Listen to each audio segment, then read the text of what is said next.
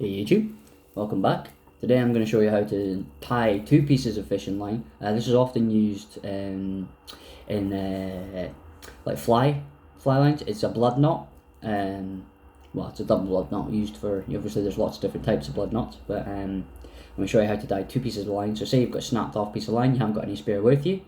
When you're out there, it's good to try and retrieve that line and use it.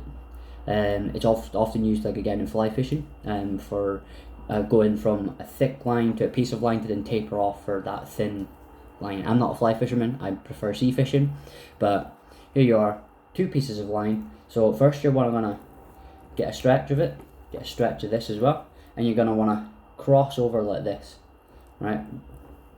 I think some people say right over the top. Obviously this is backwards for you guys.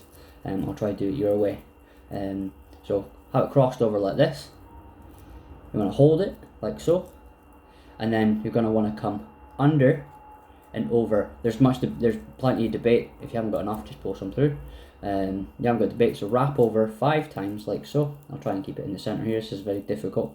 4, 5 times. I've seen people do it 2 times, but then you come back across like this, and if I just pinch it there, you have where your two lines cross over. You want the tag end from this far end here to come up and underneath and poke up to the top like that.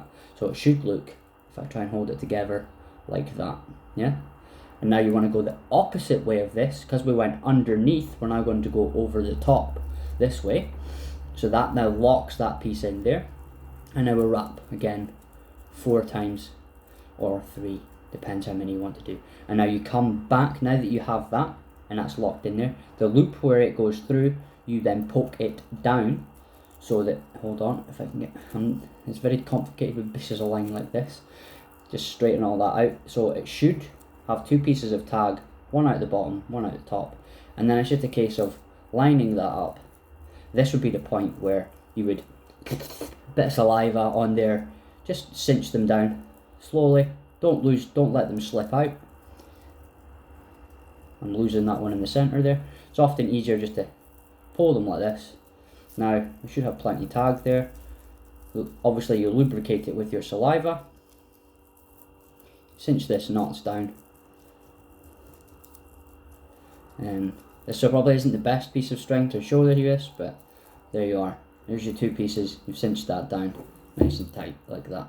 So, pretty simple. And you can clip these off really nice and close. And it looks really pretty, and it just slips through the eye. If you say that's your eye, it just slips through without the tags on there, and makes it nice and simple and easy. I'll undo that and try and show you once again, just real quick. Obviously this is extremely hard now that I've cinched it down to get it out. It's a really strong, reliable knot to use. This isn't the best piece of string to show you with, but I thought a nice clear video of what to do. So get your piece of line, your other piece of line here, cross them over so it looks like this. Make sure you've got plenty. It's better to have too much excess and you can clip that off than it is not to have enough. So we'll start this side this time. So we'll go over the top, wrap, I can get my fingers around it, wrap 3-4 times, gone 4 there, and bring it back here. Make sure you've got, wrap it one more time just for good measure there. This isn't the best piece of string to be doing this with, but poke that and then have it poke up the way like this. So we should have a nice piece of rope. Hold on, piece like this. Don't be afraid to use your teeth. Teeth are great, they hold things in place. So just pinch like that, poke it along, and then because we went over the top, we're going to come down under this time. It's really important to make sure you come do the down under one, and then we come back over here, poke it through our center piece. That's really hard to see, but where this is here, just where my thumb's poking through there, we're going to come through like so, and then just tighten our piece of string up like so. So I find it easier just to hold both. It's really hard to do this sitting up. I should maybe do a top down view in future, but there we go. Now it's a case of just cinching these up. Again, once you've got it to this point here, so put a bit of lubrication in there so you don't burn your line. Pull them tight like so. make them look nice and neat, nice and pretty. Again, not the best piece of string to be using, but it comes out with this nice barrel shape, and that's what you want. So I'll just really cinch this one up now. There we go, like so. Really pretty. And now if you get your piece, your blade, your knife, or whatever you're using, I'll put this down on the table here so I don't cut myself trying to hold it.